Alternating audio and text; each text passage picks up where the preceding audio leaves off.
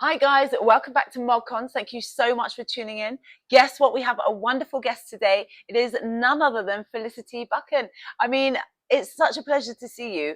You have such a story that we want to know all about. You were previously an MP. You've been in banking. You studied at Oxford. I mean, there's so much. We're gonna go into a bit more detail. But it's such a pleasure to have you here. You were the Kensington MP until 2024, and so I've got to sort of see you in action. See you do a lot of campaigning and canvassing, and you're absolutely everywhere. So yeah, I mean, it's great to have you here. Thank you so much for taking the time. Well, it's a real pleasure to be here, and it was a real privilege to be the MP for Kensington. Yeah, I mean, I didn't really want to start on that because it's kind of. But how do you feel about that, and what did you expect it to be a challenging thing? Because obviously they changed the boundaries, and was it kind of, oh, this might be tricky? Yes, well, Kensington was a very marginal seat. Yes. When I won it, Labour had a majority of 20 votes. Yeah. And then I won it by 150 votes. Yeah. And I always say, well, 7 times the majority of my predecessor. But it was a marginal seat. Yeah. We did have boundary changes. Actually, the result that we had in Kensington was a good result. Yeah. The swing against us was only 3%. Yeah. One of the lowest swings in the country. Yeah. But if you lose, you Yeah, lose. yes. But it's interesting. I still spend a lot of time, obviously, in the constituency, knocking on doors. Yeah. And I think a lot of people do regret their decision having voted Labour. Yeah. I think Labour has really let them down. And certainly when you look at the economy, it really is bad at the moment. Yeah, I mean, coming from a banking background, I was going to say, what do you think they can do to change this? And you must be thinking, what? These people can't even count. Yes. Well, they've just made a series of very bad decisions, and they will say, oh, the global environment is bad. However, it has been their decisions. Yeah. They decided to give the train drivers a huge salary increase while cutting winter fuel allowance. Yeah. They decided to put through increases in national insurance contributions. Yeah. That is so bad for the economy, so bad for job creation. So these are all conscious decisions that they made. Yeah. And it is ongoing. If you look at the employment rights bill that they are putting through, that is going to take us back 10, 20 years in terms of the trade union reform that we did. Oh my goodness. So what can they do to sort of, I don't know, make better decisions?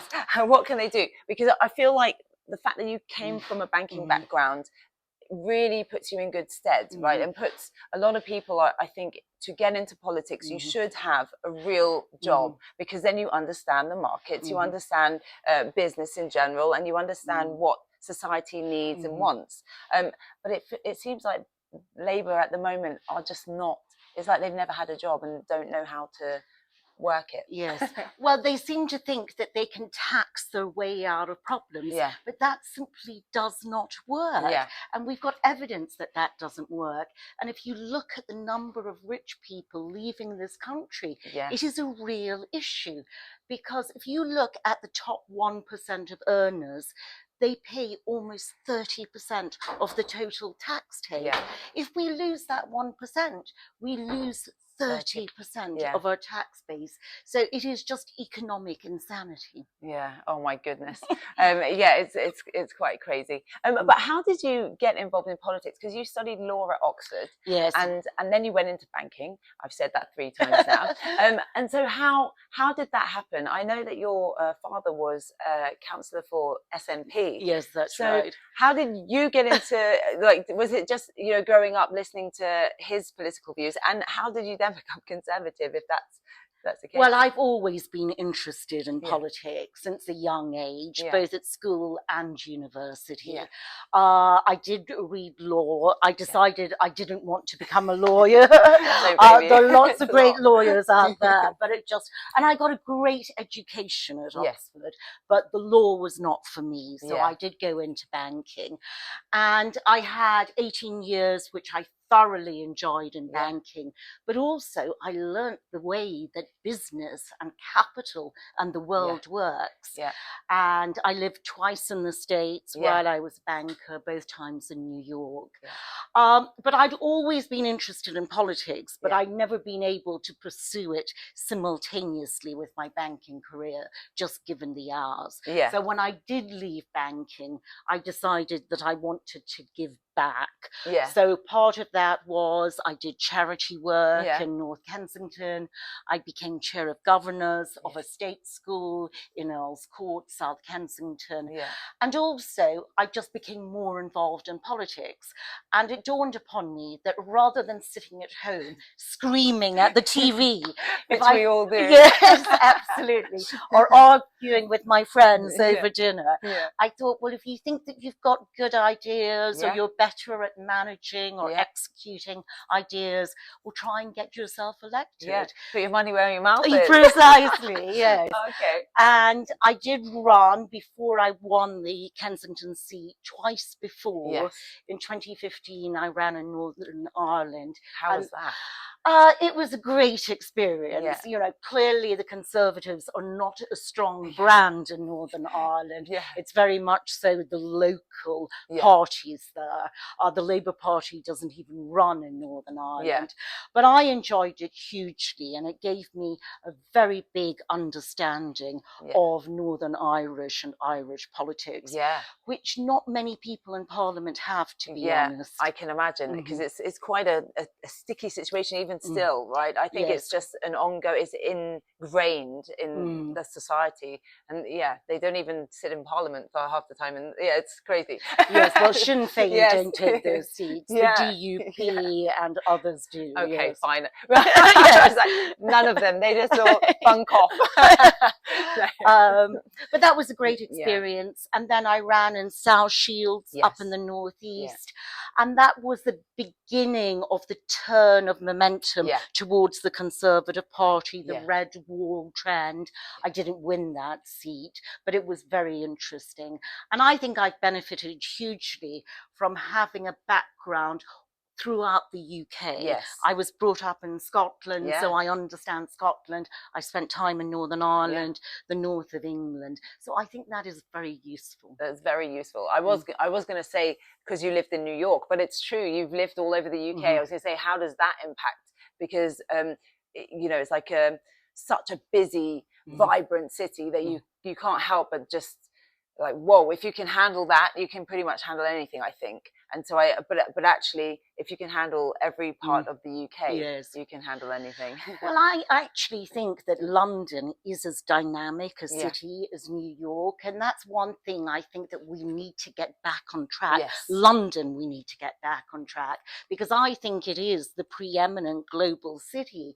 However, we have lost a little bit of our luster, our glow. Partly it's knife crime, partly it's entrepreneurs leaving London, leaving the country. And I think it's going to be very important at the next mayoral election to get a good candidate and get the Conservatives re-elected. I mean, what are the chances? Because we are, you know, London is famously sort of Labour leaning. So what are the actual chances for that to change? I mean, Sadiq, I don't know how he won. Like, I don't know. Everyone I speak to, it doesn't matter who they are. No one voted for him. So who voted for him? Well, clearly people did vote for that him, but I think they did it reluctantly. I actually think that we've got a great chance at the next mayoralty. If you look at Kensington and Chelsea and Fulham, I definitely feel as though we've bottomed out and we're now on the ascendancy there. I go out knocking on doors a lot, and it feels pretty positive. If you look at the last MRP party regression poll. It had both Kensington and Chelsea and Fulham coming back to the Conservatives. And we had a by-election, a council by-election in Fulham town last week, and we won that pretty impressively. So I think that if you look at the London population, they want to see London doing well. They want to see the London economy doing well. They want to see transport working. I was so frustrated as an MP in Kensington that TfL just seemed to do anything and everything to bung up traffic rather than to get it moving. It's so I think crime is a huge issue, actual crime and the perception of crime. I know a lot of visitors who go out and are very, very nervous when they're out and about. So we need a mayor who really gets a grip on this city. Would you run?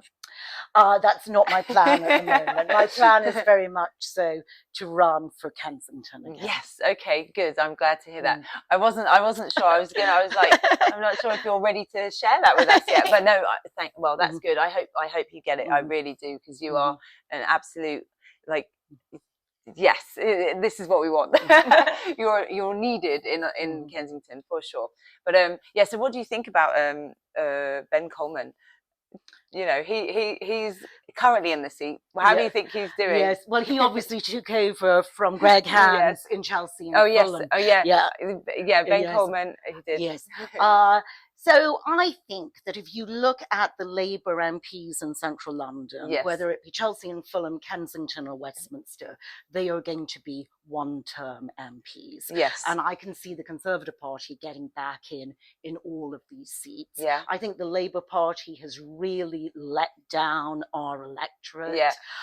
They have made very bad decisions. I think in many cases they have lied to the electorate. You look at what they said about national insurance. We're not going to increase it, and then they did increase it. They've made decisions that have been very bad for the local community. You look at putting up VAT on private school fees. A lot of our residents do go to private schools, and they were very mean about how they did that. They implemented it in the middle of a school year, so lots of children had to be taken out of school. That is just punishing children. It's the wrong thing to do. And they said that they would use that money to hire 6,500 more teachers. What has happened? The number of teachers in the country has gone down by 400. Wow. So it really is a disgrace what they have done. Wow. I mean, it's not looking good. It's dismal. It's dismal. But there is hope, because we do get to vote again. So yes, absolutely. Well, we'll obviously have the local elections next year. Yes. And then the general election won't be for 3 to 4 years. Yeah. But I think that will be quite telling, won't it? Yes. Do you think? Because obviously we had some local elections recently, and Reform did really well. How do you think Reform has an effect on Conservative particularly, but also in the coming up to the local elections next year? Do you think they're going to have an impact, or do you think people will just vote Conservative, or do you think that's not going to happen as much? Well, I think if you look at London, Reform is not doing all that well in London, certainly not in central London. So they're polling 10 to 15%.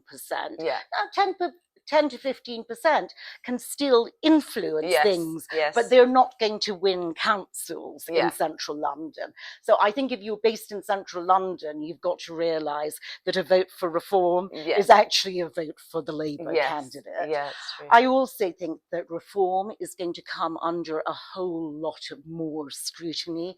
At the moment, I think people are frustrated with the Labour government, clearly, and they were frustrated with the last Conservative government, and they're saying that they will vote Reform just because of frustration. It's a protest vote.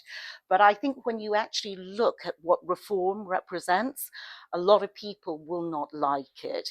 Because although a lot of people like what they say on immigration and anti-wokery, look at what they say about economic policy. They're actually very left-wing. They want to nationalise lots of utilities. They're saying that they would scrap the 2-child limit on child benefit. So these are left-wing policies.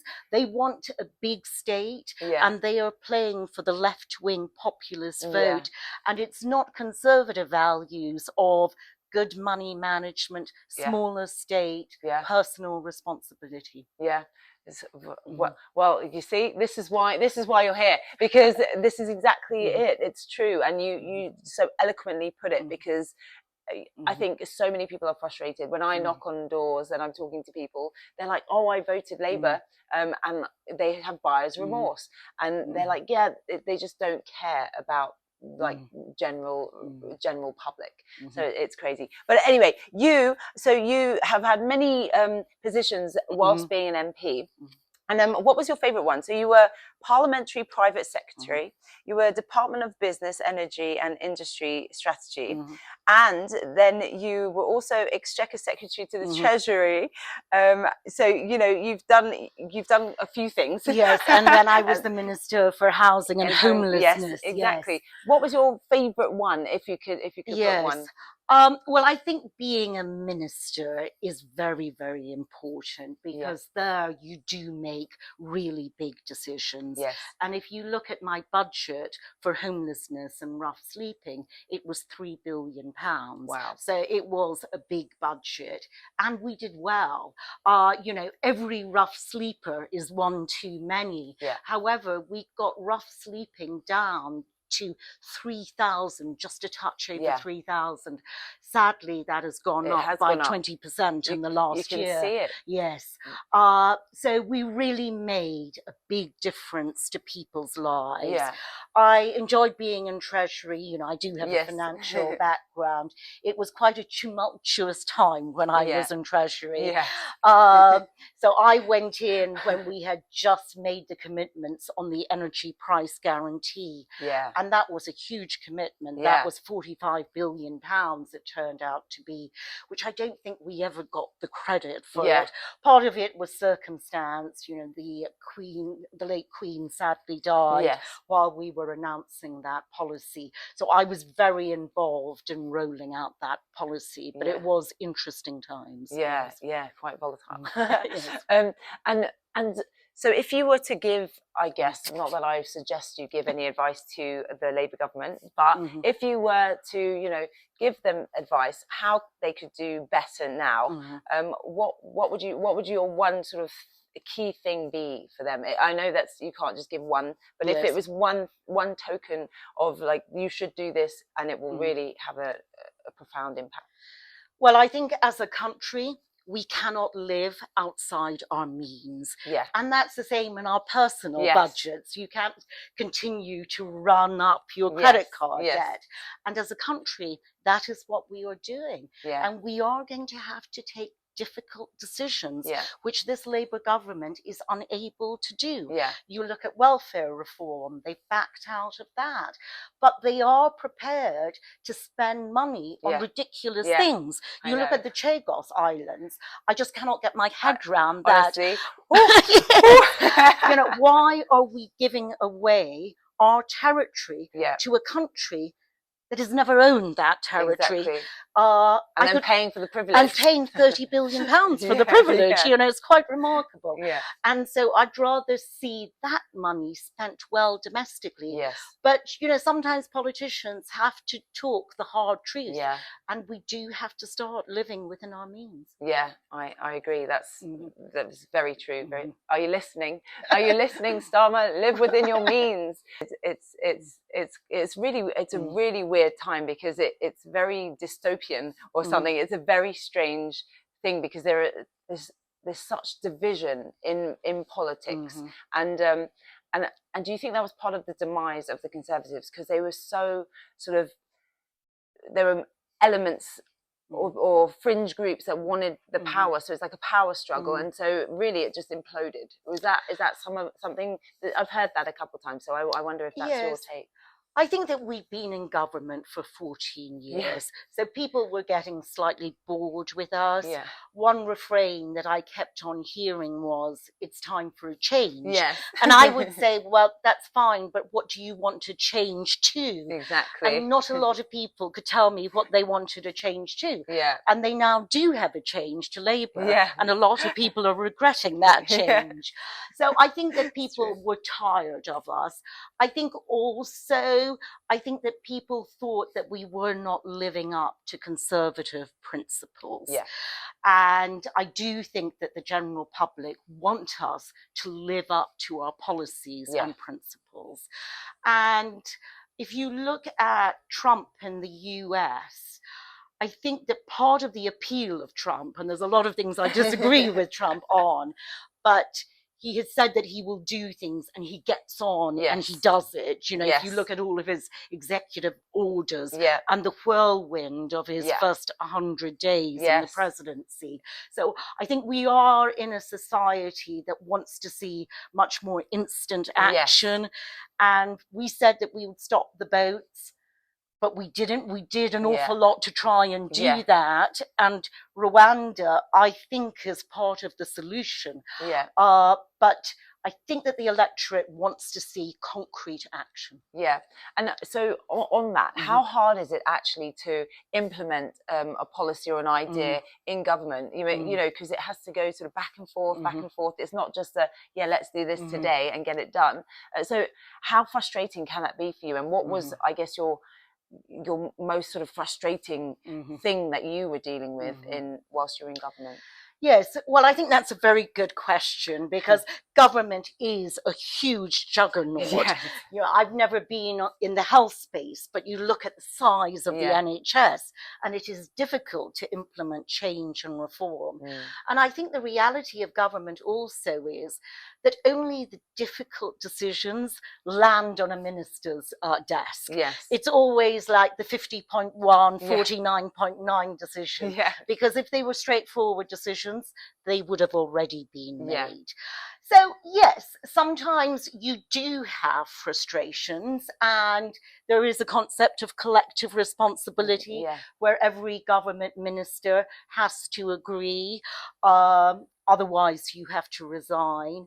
So I did actually resign as a PPS because I thought that the situation under Boris, I think Boris had many good qualities, but I think that the situation had just become untenable. And I was hearing from an awful lot of my constituents that feeling.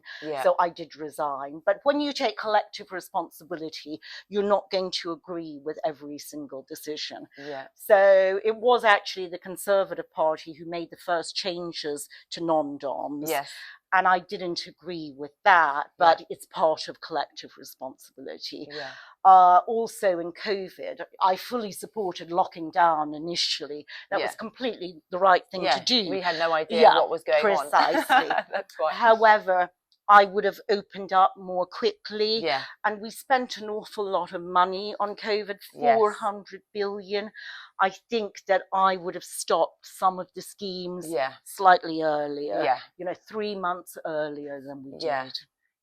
It's true. A lot of people, I think a lot of people kind of have really challenging views on COVID, but I do think at the beginning you're right.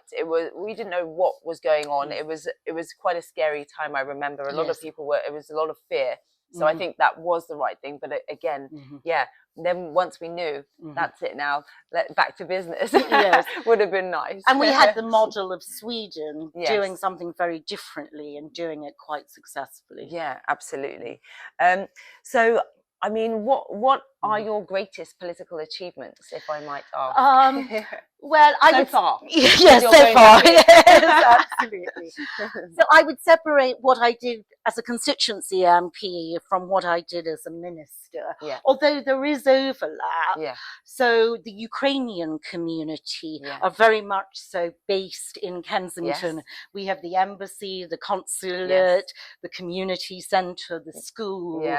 And as a government minister, I was also responsible for Homes for Ukraine, which I think was a huge success. Yeah. So we have taken in 220,000 Ukrainians. Wow. And we did that in an economically quite efficient way, because they were going into the homes of local residents, as opposed to being put up in hotels or apartments. So how did you get people to do that? What was the process for that, to get people to say, yes, here I have a room or whatever? Yes. Well, it was just a remarkable outpouring of support from the British public, and we have to thank the British public rather than government. And you know, we did give money to local authorities to help support these families, but it really was just the amazing generosity of the British public. Yes. You see, I love it when the public come together, because it does happen, and it has to be such a big event for it to happen, but it really does, and it gives us all hope. So that's wonderful. So that was a big achievement ministerially, but also in terms of the constituency. I think the work in the constituency is incredibly important for every MP. It doesn't matter if you're Conservative, Green, Labour, whatever. I think some of my achievements, we got a lot of funding into North Kensington. So £20 million into the Lancaster West estate, to green the estate. We got 32 million into Wornington College now, Kensington Chelsea College. Elsewhere in the constituency, transport was a very, very big issue. So we got TfL to hire 500 more staff to make sure that Holland Park Tube Station, Lancaster Gate Tube Station would keep on operating, because they were just closing randomly with no notice. We got government to make a huge investment into the Piccadilly line, so £250 million. Big bucks. For new tube trains.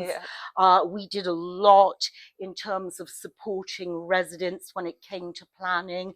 I'm very much so in favour of more housing, but housing has got to be compatible with the local area. I agree. And we've got lots of conservation areas in Kensington. So there was one particular development on the Cromwell Road that we had the Secretary of State call that in. But we need to build more houses. There's no question about that. Because if you're a young person at the moment, it is just incredibly difficult to get onto that housing ladder. It's virtually impossible unless you have some help. But and so you've worked under a few sort of prime ministers. Yes. Who was your favourite and who was your worst? You don't have to give me the worst, but if you want to, by all means. I think, you know, that all of the prime ministers that I worked under had their positives, but also their negatives. And I think that what we need to see is a Conservative prime minister who gets it right 95% of the time. 100%. I like that. No names given. Okay, fair enough. But yeah, so okay, as you do come from, you know, finances, you know your money. Rachel Reeves. Tell me, what are your thoughts on her? I mean, there's so many things you could say. Is it right to blame her, or should we put that blame solely with Sir Keir? Well, I think we've got to blame both Rachel Reeves and the Prime Minister. You know, if you are Prime Minister, one of your biggest responsibilities is to get the economy right. It's defence of the realm and getting the economy right. And they came into government talking about growth, but they have just done so many things that are anti-growth. If you could think about national insurance contributions, you think about their employment bill. So, but Rachel Reeves is the Chancellor, and I don't think she's been a terribly good one. And I think that's a bit of an understatement. I agree. Do you think she'll still be in the job in 3 years, or even the end of this year, perhaps? I think it's likely that she will, because she's almost the line of defence for Keir Starmer. That's true. And so if she goes, the attack will be upon him. Yeah, that's true. That's true. Okay, save his shield. Yes, precisely. All right, and then Kemi, how do you think Kemi's doing? You know, leading the party. Do you think she's doing a good job? Could she be doing more, or what are your thoughts on Kemi? I think Kemi is doing a good job. I voted for Kemi. I think that if you look at her successes, look at the rape gangs in the north of England, she called for there to be an inquiry. Keir Starmer kept on saying no, no, no, but she forced him to U-turn. And I think that was a success, a big success. You look at winter fuel allowance, we've been running a huge national campaign. Again, she got him largely to U-turn. So I think that she is having successes. And I think that we are beginning to get much more cut through in the media. You know, it is difficult to get that cut through because we're now in a situation where it's not just two parties. It's almost 5 parties or 6 parties competing for the media space. It's true. And reform has got quite a simple message. So it's easier for them to be taken up, especially on social media, with quite a simplistic message. But the whole thing about governing is it isn't simple. Exactly, that's very true. It's a challenge. And so, you know, how do you think we can get young people interested in politics and, you know, passionate about, you know, well, conservatism preferably, but politics in general? Well, actually, I'm quite impressed with how many young people we do have getting involved. I was out 5 or 6 times in the Fulham by-election, and I was struck by how many activists and volunteers that we had. I was actually out knocking on doors just south of Kensington High Street yesterday afternoon, and a youngish man, early 20s, came to the door and said, I'm absolutely convinced the Conservatives are getting back into power at the next election. So I do think that young people see the benefits of conservatism, but we need to make sure that we really stress that. And we do need intergenerational fairness. And if you look at the last election, if you look at the break-even age where people started to vote Conservative, it was way, way too high. And we need to have an offering for young people. And part of that has to be housing. You know, when I was younger, it wasn't unreasonable for people to think about buying a house in their 20s. You know, that doesn't happen now. It's very true, very true. Okay, so what's next for you? I know you're going to be hot on the heels of what's his name? Joe Powell. I don't even remember his surname, but Joe Not worth Powell. remembering. So you're hot on his heels for the next election, which is in like 3 years or so. What's the plan? How do you strategize to get yourself ready? You know, fighting fit against against him. Well, I'm staying very involved locally. You know, I live in the constituency. So what is in my personal interest is also in the constituency interest. So I'm very involved locally. I'm going out, knocking on doors a lot, and helping with local campaigns. We've got the council elections, as we discussed, next year. We hold Kensington and Chelsea Council. I think that we're very well run in terms of offering good service provision at a very low council tax. So very much so staying involved, coming up with ideas. I think that we need to prove to the electorate that we should have their trust again in Parliament in Kensington. Well, I mean, you heard it here first. But no, that's so good. Well, I wish you all the best, and I will be out and about helping you at some point. We have time. But so thank you so much. Thank you. It's been an absolute pleasure. Thank you for being on ModCons. Don't forget, guys, it's Mondays, middays, ModCons. See you soon. Bye. Bye.